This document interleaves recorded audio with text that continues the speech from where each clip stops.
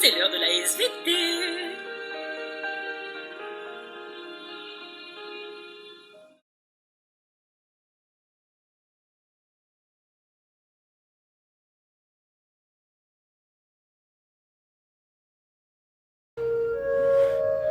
Bah alors, tu te mets au yoga?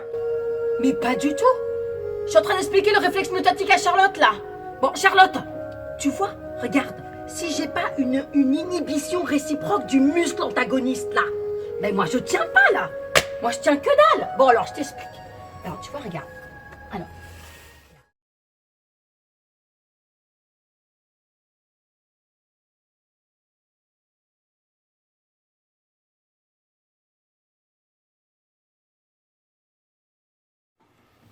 Alors, dans la catégorie j'apprends à dessiner, aujourd'hui, c'est plus j'apprends à dessiner une synapse, mais c'est j'apprends à dessiner un réflexe myotatique. C'est parti mon kiki. Alors d'abord, on commence par faire une jolie petite moelle épinière. Voilà. Hop. Hop. On fait, bien sûr, la racine dorsale avec son petit ganglion et la racine ventrale sans ganglion. Une fois qu'on a fait notre petite moelle épinière,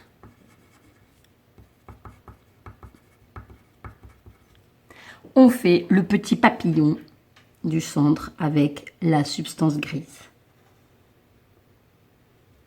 Voilà. C'est un papillon qui bat un petit peu de l'aile, on est d'accord. C'est pas grave. Ici, je fais le canal de l'épendyle.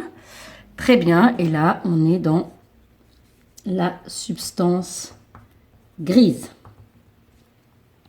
Bien. De l'autre côté, on va faire les petits muscles. Donc ici,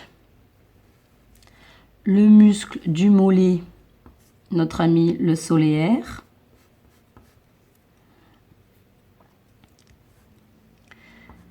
Muscle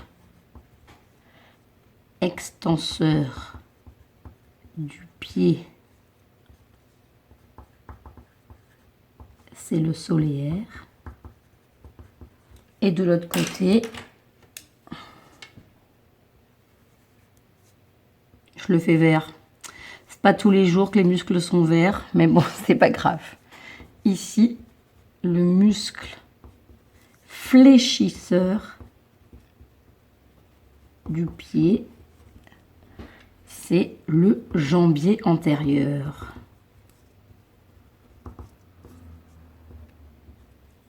Bien. Alors, au milieu, on va rajouter un petit os. Pour qu'on comprenne qu'au milieu, il y a quand même un os. Hop. Et lui, il est relié à un autre os. Et lui, il est relié comme ça par les tendons. Voilà.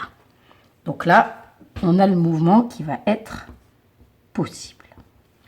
Bien. Alors, on fait l'arc réflexe classique. Donc, on va avoir ici le neurone en T, la fibre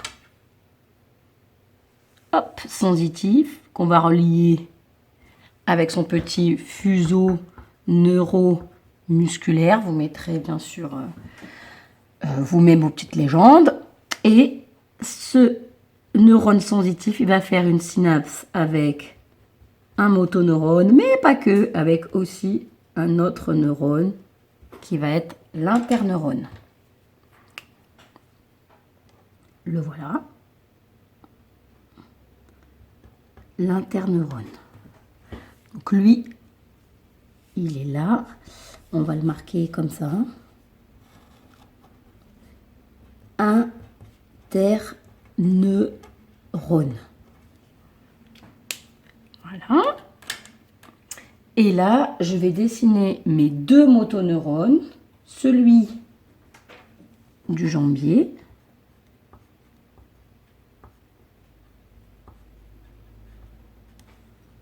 Voilà. Qui va aller donner son ordre ou pas de contraction au niveau de la plaque motrice.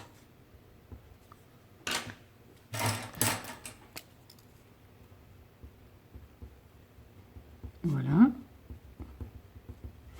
Et l'autre motoneurone que je vais faire du coup en vert. Hein.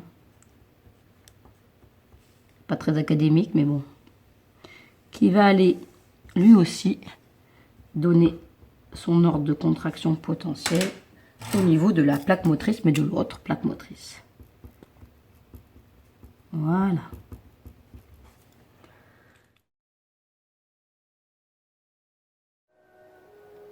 Bon, alors on va se refaire la boucle. Alors, c'est parti. Charlotte, tu te casses la figure en avant. Paf! Qu'est-ce qui se passe? Ici, le muscle de derrière, là, comme son tendon s'étire, le muscle qui est ici va s'étirer. Du coup, dans le muscle, les récepteurs, le fuseau neuromusculaire va s'étirer. Et ce récepteur va envoyer un message sensitif via un axone. Et là, le message sensitif part du muscle, clac, clac, clac, clac, clac, clac, clac, il arrive au niveau du neurone sensitive qui est au niveau du ganglion rachidien et il va faire synapse sur les deux motoneurones. À ce moment-là, le motoneurone, donc, du solaire, ici, lui, comme il reçoit une stimulation, donc là, c'est monté de la crac au niveau de la moelle épinière. Hop, stimulation du motoneurone. Du coup, le motoneurone envoie un message moteur qui va faire que ce muscle, sous l'influence de ce message moteur, va se contracter. Donc Charlotte, elle est en train de tomber. Son muscle ici se contracte et hop, elle se verticalise. Ça, c'est la boucle réflexe. Mais pour que ça fonctionne, il faut que le jambier qui est devant, ici, lui aussi a reçu un ordre. Il a reçu un message sensitif qui a fait une petite synapse sur un tout petit interneurone représenté ici en noir. Ce petit interneurone a capté le message sensitif. Il envoie un message au motoneurone du jambier de Charlotte. Et au lieu d'envoyer un message moteur pour lui dire contracte-toi, au contraire, le motoneurone qui se trouve ici dans la moelle épinière va envoyer au muscle ici antagoniste du solaire, un message pour dire toi tu te relâches comme ça. Lui il se contracte, lui il se relâche et Charlotte peut se verticaliser. Maintenant, si Charlotte décide de lever une jambe ou de contracter un muscle, vas-y, dans ces cas-là, ça va. Alors là par exemple, c'est la jambe droite. Donc c'est l'hémisphère gauche de son cerveau et plus particulièrement ses aires motrices, où se trouvent des petits neurones qui ont des formes de pyramide, donc on les appelle des neurones pyramidaux. Ces neurones pyramidaux vont envoyer des axones, une information qui va passer là par le bulbe, hop, qui va passer de l'autre côté dans la moelle épinière, ça décusse, comme on dit, et elle va aller jusque, le message nerveux va aller jusque au muscle et lui demander de se contracter. Et le message de la volonté prend le dessus sur l'acte réflexe, potentiellement. Voilà, sinon le réflexe c'est de se casser la figure là. Ouais.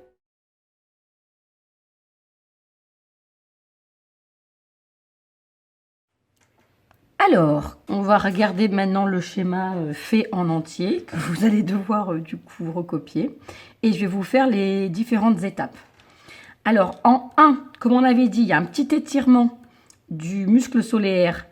Du coup, le fuseau neuromusculaire est stimulé. Il envoie en 2 un message sensitif afférent qui va vers la moelle épinière. Ce message sensitif va faire une synapse avec le motoneurone de l'extenseur, c'est-à-dire du solaire, en 3. Et cette synapse, elle est stimulante ou excitatrice. Donc, elle va me stimuler mon motoneurone. Pendant ce temps, l'axone a fait une ramification et il va aussi faire synapse sur le petit interneurone en 3'. Donc l'interneurone reçoit en 3' le message sensitif excitateur.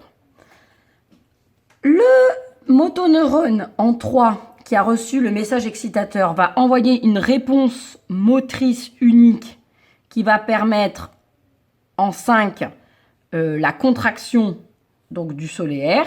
Donc 4, c'est un message moteur avec des potentiels d'action excitateurs. Pendant ce temps, en 4', l'interneurone, lui, transforme les messages excitateurs en messages inhibiteurs. Il va donc inhiber en 4' le motoneurone du fléchisseur qui ne va pas ou peu envoyer de potentiel d'action sur la plaque motrice du muscle fléchisseur, c'est-à-dire du jambier, ce qui signifie qu'en 5', le jambier va se relâcher alors que le solaire était contracté. Donc on voit que là, l'innervation réciproque des deux muscles, un qui va être stimulé, l'autre qui va être inhibé grâce au petit interneurone inhibiteur, est complètement nécessaire pour que le réflexe myotatique se déroule bien et que les deux muscles ne se contractent pas en même temps.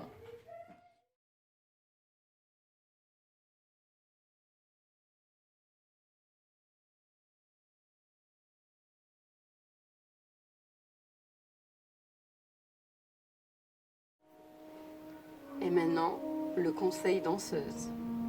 Lorsque vous faites un facial, par exemple, et que vous avez envie de progresser, ne jamais mettre les mains comme ça, en dedans.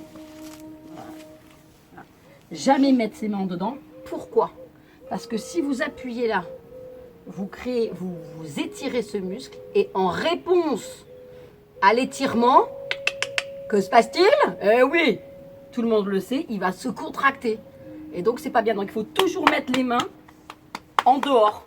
Typiquement, si vous faites des exercices comme ça, eh bien, vous mettez toujours les mains en dehors parce que si vous appuyez dedans, clac, il se contracte. Et ça, c'est très mauvais au niveau de la... Quand je passe, maman. Et quand tu passes, pareil, tu les mets en dehors. Très mauvais, sinon. Voilà. Alors, vous bossez toujours le réflexe myotatique là? Ah non, pas du tout, là. On n'en peut plus, on fait un peu de trampoline. Wouh!